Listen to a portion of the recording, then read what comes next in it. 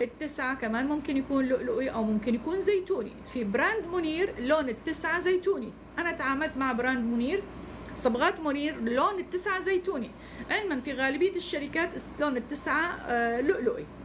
فنحن بدنا نتعامل دائما مع أي براند جديد نحن بدنا نستخدمه، لازم يكون نتأكد من الانعكاسات اللي بتبقى موجودة أو اللي بتتميز فيها كل شركة بتتميز فيها عن غيرها من الشركات الصبغات. تمام هيك؟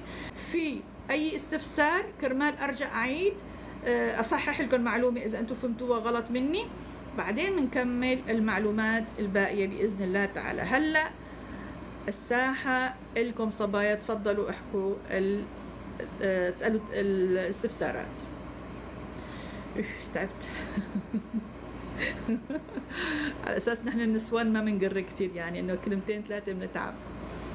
عموما صبايا أهم شي تكبيس. صبايا أنتو حساب الثاني حساب البشرة نايمين تماما، حرام. 3400 تكبيسة بس، والله حرام. أيوة صبايا وينكم؟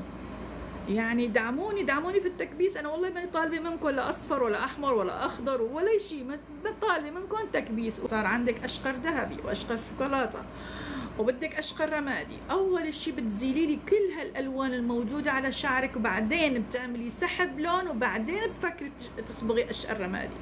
صبايا الأشقرات الرماديات ما بيجي إلا على شعر نظيف أو سحب نظيف، أو ما في يكون عندنا تراكمات ألوان.